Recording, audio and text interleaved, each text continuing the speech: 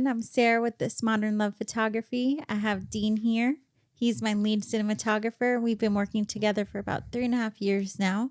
We both shoot a lot of Southeast Asian weddings, and that's kind of our niche right now. With everything going on with the pandemic, I hope everyone's been staying safe and healthy. I know it's a weird time and there's just a lot going on, and that's kind of why we're here today, is because we have this extra time and we're able to focus on some new ideas and new projects. Yeah, so we've got a ton of stuff in the works right now. We've got, I don't want to spill it yet, but basically we've got a lot of other ideas that we haven't really had the time to work on until now. Like this podcast, for instance, we're going to start getting on YouTube more and stuff like that. Just really, so you can kind of get to know us better, other than just, hi, I'm your photographer, we're going to shoot your wedding kind of Or deal. even just seeing our work like on Instagram or on Facebook.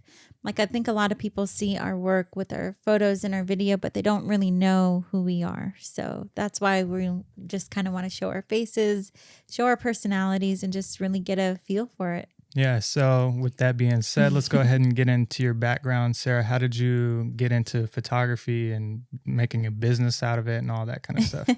Well, actually, it's a funny story. I was in high school when I first was intrigued with photography, and I joined different like photography clubs and just kind of learned about it that way. And then for my first job, I applied to be a portrait photographer, which is not an ideal job as a photographer because it does involve being around kids and that kind of stuff. But I was super shy and I couldn't even really talk to people. Like it was just terrifying for me. I was very anxious and that kind of stuff. And that job really helped open me up and help make me kind of come out of my shell and just kind of learn sales and learn just being able to talk to people one-on-one. And because of that, I think I have a really strong suit with running my own business now. So that's kind of how I started initially. Going into college, I didn't really think I could make it a business. So of course I went into, like the typical nursing and that kind of stuff, just because most Southeast Asian families really require their kids to go into that industry and that kind of stuff. And over the years, I was just kind of figuring out that it really wasn't for me. I wasn't passionate about it. And it wasn't until I started getting a lot more inquiries, and I was working on photography part-time and just shooting weddings here and there for fun and getting my feet wet with it, really. Gotcha. And then from there, once I was posting, I was noticing that people were really responding to it, and they really were receptive and were interested in booking me. So at that point, I kind of had to make a decision, and I ended up quitting school. Do you ever regret quitting school? Oh, absolutely not. I'm so glad I'm not a nurse, especially now with everything going on. I mean, I appreciate and I'm very thankful for, what the nurses and everything like that are doing. But I never saw myself actually doing that kind of stuff. Gotcha. Wasn't for me. That's good to know. I guess I can get into my background a little. Yeah. Actually, so how we met, you want to go into that story? Sure. So I'll tell part of it and you can tell the rest. How about that? You can start it. All right. So as far as my background, like she said, I'm the cinematographer. So I do all the videos and stuff like that.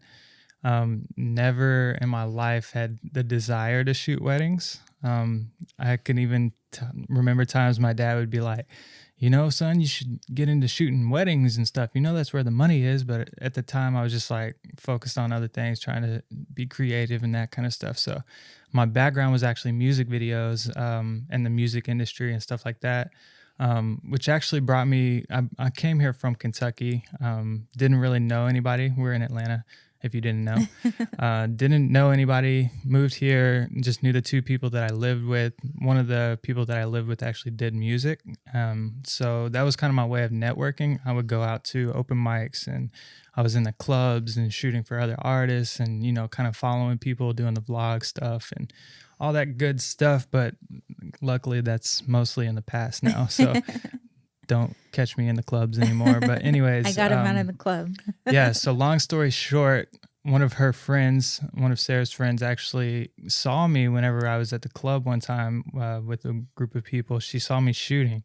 and I was shooting like a recap video or something like that. And she came up to me and she was like, "Hey, my friend Sarah actually shoots weddings. Have you ever thought about shooting weddings? And or have you shot any weddings?" And I was just like, "No, not really." Like I said, at this point I didn't want to, but luckily I did. I was open to the idea of it, and because at that time I was kind of getting burnt out with the music industry and all that kind of stuff. So I was kind of looking for an outlet, and I guess The everything, timing was yeah, kind of perfect. the timing was very good.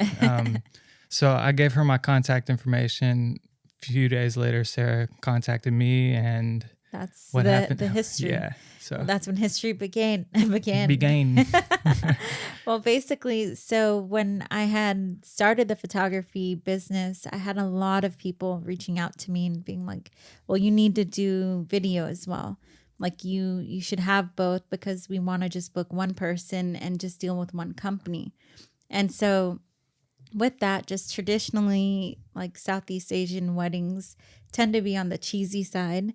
And it was definitely hard for me to find someone that had a unique vision. And when my friend had sent me his profile and I checked it out and I checked his work, I just saw there was like a clear vision, and the way that he edited the music with the footage, it went so flawlessly and it was very cinematic, and something that I felt like if he could do this for a video like that, he could definitely do a wedding. So I reached out to him and it was just kind of like, "Hey, would you be open to shooting weddings? I'm not sure if you would be, but I do have some jobs open and I need some help." And luckily he was into it. So at that point we had met just briefly before our first wedding together. I think it was in Birmingham, right? Yeah, that was the first wedding. First wedding, Yeah, a so full-blown Indian wedding. I hopped in a car with a couple strangers and we drove to Birmingham. Literally didn't know these people, so But it was a it was great time. different. It was me, you, Joel, and Colleen, Yeah, that all in first one time. car. So I was just sitting there. I'm pretty shy guy until you get to know me. Tend to keep to myself. So yeah, that was an interesting trip. It was my first wedding, and it was 3 days or 4 days. I think 3. Yeah, 3-day wedding, Indian wedding. So luckily we had Joel, which was the main cinematographer at that time, and he kind of got all the standard tripod shots. Yeah, just pretty much the safety shots. Yeah, we can call it. And when I saw Dean's work, I was just like, wow, he can really be creative. He can get these cool cinematic shots that we usually don't get because it's hard when you don't have a full team. And so I just told Dean, run with it. Like, get what you need to get these creative shots. And from there, it just kind of really built up a new standard in what we were offering to our clients. Yeah, so I was kind of like a kid in a candy store. I was just like running around because this is all new to me, The culture is just so different. Compared to like a traditional American wedding, which is pretty straight cut, dry, They do the little vows and stuff. There's definitely not burning stuff. I wasn't being, the fire. being around like fire and people dancing in circles with the little sticks and all that. Yeah. You got to see all of that on your first wedding. Yeah, it was definitely a bit of a culture shock, but you stuck with it. I did. I stuck with it, and we've kind of evolved since then. Oh yeah. Because I really kind of learned the whole process of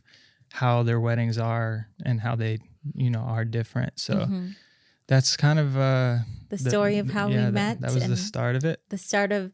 And actually that built into other things too, because now we have other ideas and we want to get into more documentary work. We want to kind of branch out into commercial work and just really do the most we can with storytelling. And the best thing about it is the weddings kind of prepped us for all of that. Definitely. So. And we're still don't think that we're stopping weddings because we're only coming up with more ideas on how to make them better. Oh yeah. That's one thing we see that there's a lot of new shooters coming into the industry, and we really just want to keep standing out. How can we be different? Yeah, whether it's making it more personal, is it more cinematic, is it coming up with more storyline that maybe we shoot these things outside of the wedding or whatever it is, but just know that we are focusing on pushing it to the next level, to the highest level, and just really focusing on that. But with that being said, we wanted to start the podcast to not only get you guys to know more about us, but also kind of talk about our other ideas and other ventures. And so that's going to lead us into what we are talking about today, which is what, Sarah? It will be my release of the first book I've ever written.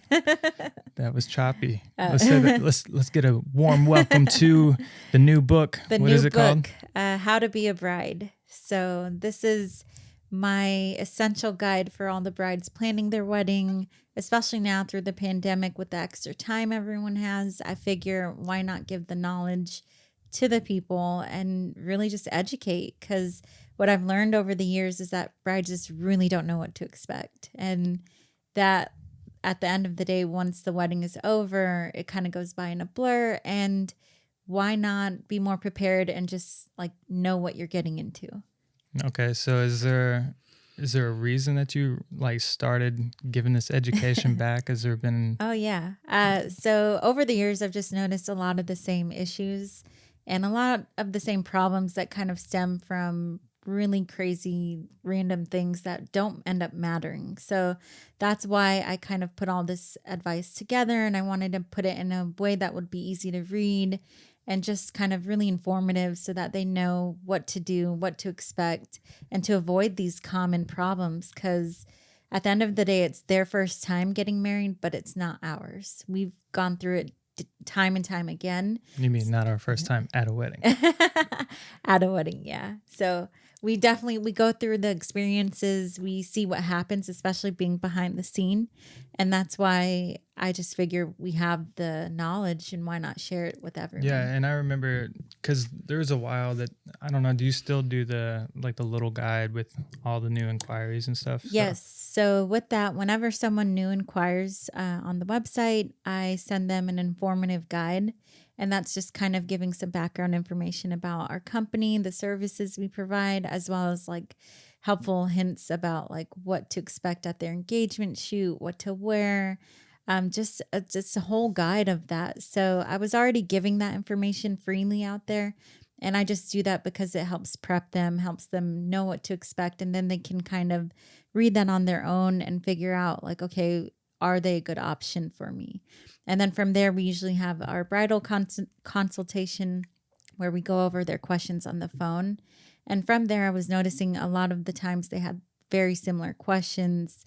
They just were confused, especially now with the pandemic. I have a lot of brides that are like, should I even be planning this thing? Like, Do you recommend booking weddings and stuff right now? yeah, I mean, with that, it's never going to go away. Like weddings are a part of our lives, and it's temporary with everything going on, with like dealing with how many people can actually be there, but you still shouldn't stop planning. Yeah, because I mean, just make sure you talk to your vendors and stuff, because there's a lot of vendors that understand everything that's going on and are Yeah. willing to be flexible with scheduling. And if you Dates and book a date everything. and they say that you can't have the event, if they have any type of heart, They they're gonna go ahead and push that work with date you. back Yeah, and and postpone. not try to charge you extra and stuff like that. So Yeah. I personally think this is one of the best times to be booking, because not only are we not shooting weddings right now, but we're getting less inquiries and stuff, which for us, that's fine, because we love working on our own personal stuff, even having the time to do this. But Yeah. with that being said, we are gearing up to start booking a lot more when things open back up. We're training a team right now and just really kind of gearing up for everything to kind of just like Take off. I think as soon as it opens back up, it's just going to go crazy. So Yeah. And I think even I had went over this with a bride recently, and it's like weddings are going to have more of a meaning now. Like really, when you think about it, like, cause it was kind of taken away for a short time, and just being able to have your friends and your family by your side and seeing that day, and like, it's really going to mean yeah. so much more. And like, we talked about it over our call, and like, I just feel like we connected in that way because we both understood that like even for us it means more, because now we're being back at work and we're able to document these days and put in a lot of thought on how we want to capture it, how we want to make it special. And it's just kind of opened everyone's eyes up in a different way. Yeah, it's kind of a breath of fresh air for us, because we got to There's been many months where we were just literally shooting and editing and shooting and editing, A and vicious cycle. it was kind of hard, like blocking the creativity that we could actually put into any of our work. Um, Yeah. and not really limiting us, but just kind of like taking us out of that And you tend creative to you zone. tend to get burned out. I mean, it's only natural when you're doing things like on repeat like that. You just get into this cycle of like, okay, I have to do this, I have to get this done, and you need that time to kind of take Yeah, yourself and out of we've it. rejuvenated for Oh, for sure. sure, We're we're we're like ready. ready to shoot anything. I've been shooting like raindrops coming out of the back porch, so I shot a mini little graduation shoot the other in day the front in the yard. front yard, social distancing included, but it was just to be able to shoot. I think it's a huge blessing in itself. So I guess go into some more detail on the book. Like, how is it different? Like, what kind of things are you adding in there that's going to really just kind of help a bride get through her day and stuff like that? So I noticed with that when I was doing research, there wasn't like there was a lot of to-do lists and checklists, wedding planning books for like wedding planners and that kind of stuff, but there wasn't a place for a bride to go to like really hone in on like her mindset or like things to expect, things to look out for, and just with hiring vendors, different tips like that. There wasn't an informative guide to help like that. So I was like, why not create something that could show them everything from when they get engaged up until the day they say, I do? Because the thing is, when you are engaged, you don't really know who to turn to. You want to ask your friends, how was their experience or your family members, but it's always different when it's about you. Yeah, Like no it is a matter good what. place to start, though. Like, It go to is. your immediate Yeah, people, then definitely. I always recommend going to that or even like running polls on Instagram and stuff. You can get some insight. But from someone that's been kind of seasoned in the industry, knows the ins and out, I think it's informative to have something like that by their so side. as far as like the perspective of the book, is it like from your perspective as a photographer, or is it just more like Um, focused on being the bride and like if you were putting yourself into their shoes? I think it's a little bit of both, honestly, because I think it helps with the perspective of like, okay, what do I need to really worry about? And what can I just maybe like, okay, that's not a big deal and that kind of stuff. And just kind of honing in on that, as well as like just, preparing you for the day itself, what to expect. And also, I give a lot of tips as a photographer on like timing of photo shoots and that kind of stuff because Gotcha. regular, like normal people just don't know that stuff. They think, and any time of day you can take great pictures, which if you are a professional photographer, you can shoot at any time if you have the right lighting equipment and that kind of stuff. But brides don't know all of those specifics because that's your field. So this is kind of just informing the brides like, hey, consider this when you're doing your schedule. Like plan for this or expect like if you want to do a first look, it's a great way to get those couple shots before the event without having to actually, leave your event or do shoot a photo shoot in the middle of the night or at the end of the night. I mean, we've had to do shoot sometimes at midnight Yeah, and or even later. and it's not the same because people are worn out by then. Like you're tired, you've been getting ready for so many hours and you're not as, bubbly and You're in pretty much love. ready to go to bed. You're ready to turn in for the night. So So as far as like mindset and stuff like that, how does the book touch on that? we definitely go into mindset. And really what I've noticed over the years is most brides, because they don't know what to expect, when any little thing goes wrong, they tend to freak out. And that's when they turn into what we know as bridezillas. And luckily we have great brides and we haven't been through these kind of scenarios all the way, but you do tend to see when people start to freak out and when things go wrong and just it kind of spirals out. And then at the end of it, it's like all you have are photos and video to remember from that day. And you're going to associate those kind of negative feelings from that day with that.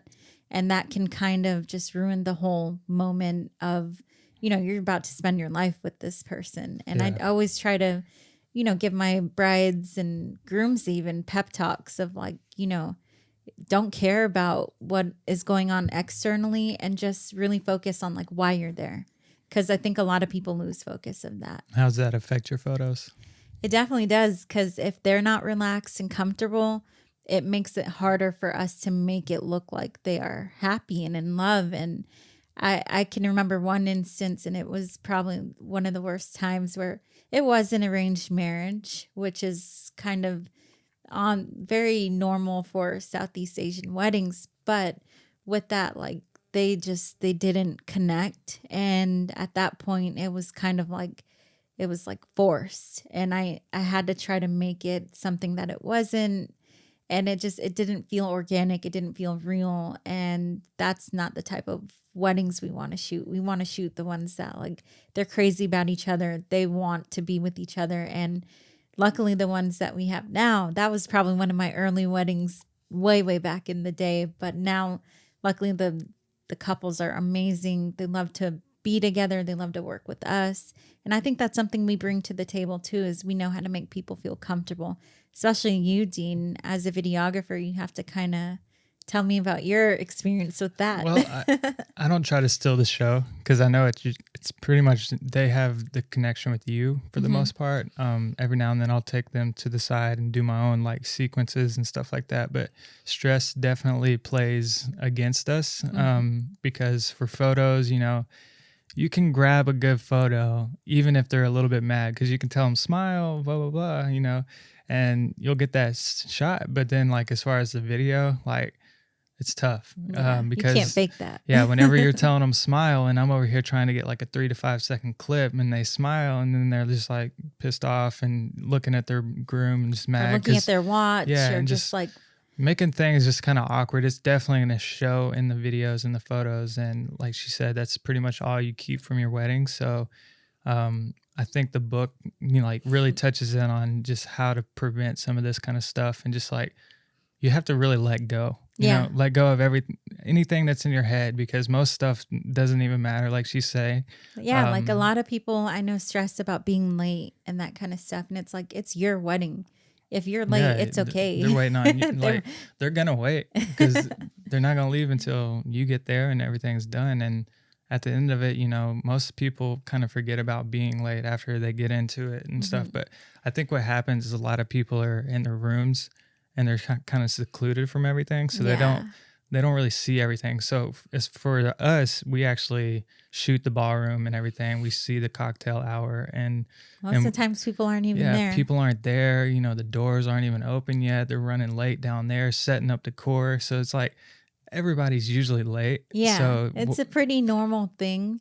Of course, like, when you are having a jam-packed event with a lot of events, that can really, like, stress you out. Yeah, but that's why it's also key to have someone helping, like a wedding planner. Yeah, the planner, and then your scheduling. We are always super thankful when we know our clients book a day of coordinator, wedding planner, because it helps everyone. It helps the whole process, just everyone move and execute so, like, flawlessly. Exactly. Yeah. So that is another tip I do highly, like, go over in the book. For the first run of the book, is it going to be print, ebook, audiobook?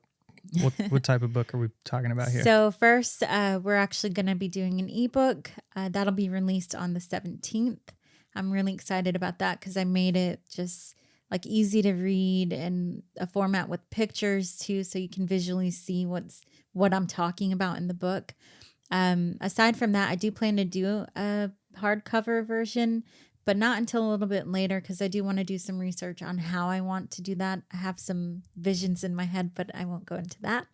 For an audiobook, I am highly considering it, just because I know a lot of people don't have time to read, especially brides. Like, it would be convenient to, go in the car and just kind of listen to the book and know what to expect. And with that, I've kind of tossed the idea of, like, having someone else read it, or should it be me?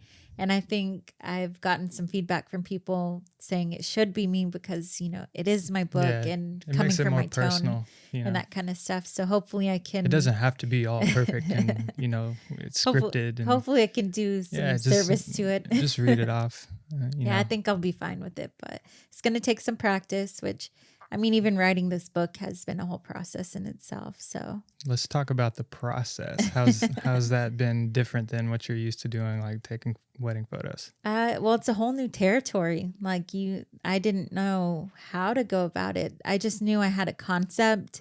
I knew my outline. I knew what I wanted to get across. And when I actually sat down to write the book, it came so effortlessly. Like it just naturally came. And I loved that Nice. I could just sit down and just freely write. And it was stuff that I knew. Like it was like over the years thinking back, okay, well, they should know this and that kind of stuff. So that part came easy. The rest of it takes a lot of work. So like you have to look into someone proofreading and formatting the You got to book, find a graphic designer to do the cover. And which I had Dean actually. Has a background in yeah, graphic so design. that was actually what I went to school for, graphic So design. that came in handy with this. And he designed a beautiful cover and back cover that I absolutely love. So thank you Thank for you. that. No, thank you. No, thank you. With that, you do have to look into that. You have to look into someone to help with all these things, and it's just all about like having a vision for it and just getting everything just right. And now we're actually in the final stage where everything is pretty much done, and we pretty much have to just upload soon. Yeah. So So that's when it's it becomes how real. long have you been writing the book? Well, initially the idea came about a year ago, I think. That's when Dean actually came to me and was like, he was noticing I was putting these guides together, and he was like, why not make a book? And that was We, the idea that kind of planted into you my know what head. else made me like really think of it? What? Whenever I'm sitting here and I'm hearing the same phone call over and over and over, Really? it's like the brides are asking the same questions. You're going over the scheduling, you're going over, the mindset, the outfits to wear. And it's just like, wow, You this should seems put like, this. yeah, like let's just put this out there. Yeah. I mean, if you hadn't come to me, I don't think I would have really pushed the idea that much. I might have just been like, oh, okay, maybe later down the road. But it was just kind of like an eye opener for me. Like, okay, maybe this is something I really need to do because there's a need for it. It's almost like doing homework.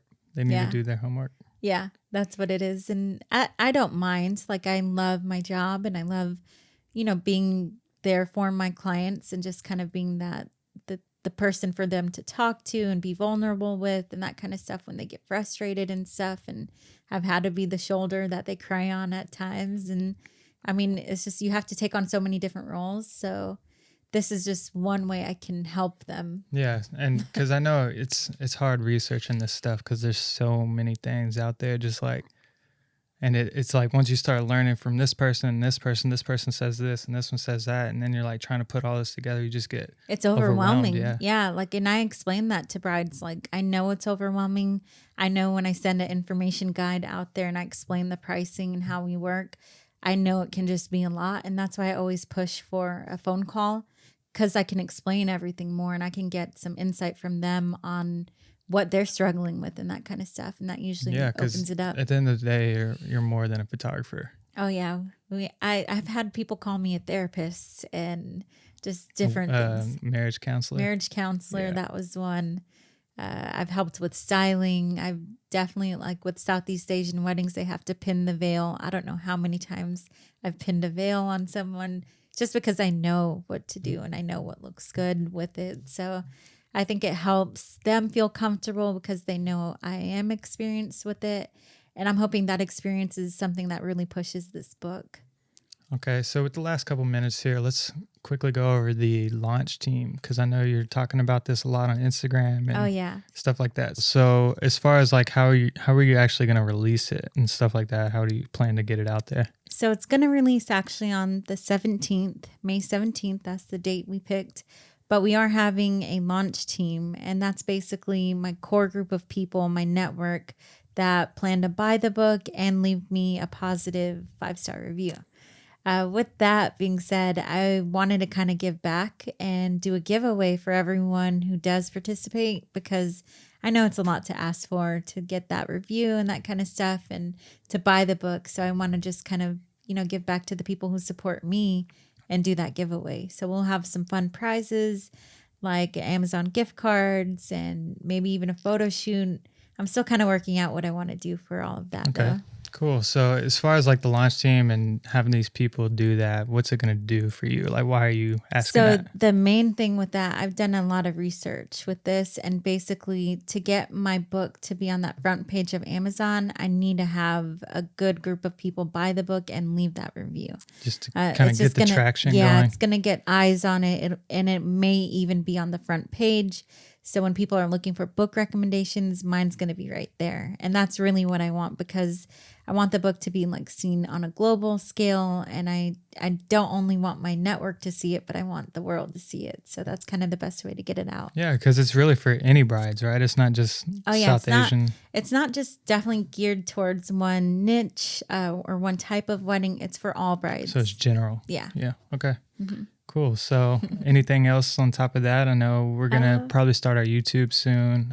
Yeah, we're going to work on that. I want to do some like bride education on YouTube. Yeah, we're going to put this on YouTube. Yeah. So if you're watching this, it's probably on YouTube. But yeah, so the YouTube, we got the podcast going. We're going to put the podcast on Amazon. No, I mean Apple Music. Yeah. Apple iTunes. That's what it is. And Amazon the book will be on there. The hardcover version will be later on once I kind of finalize everything with that. But aside from that, we're also working on just like everything else we want to do. You know, we're getting to the commercial world and trying to get into films and movies and stuff like that too. So yeah, we have a lot of visions. That's later down the road. Right now, we got to focus on getting the book out there, shooting marketing material for that, working on more graphics for that to just really promote it. And yeah, if you guys really excited want to help with that, just go ahead and tell your friend to tell a friend. Yes, if you know anyone getting married, like anyone getting married, you want to give them this book. It's a perfect gift. And it's cheap. A great price. It's cheap too, because we learned some things about Amazon. Like we were going to try to charge more for the book,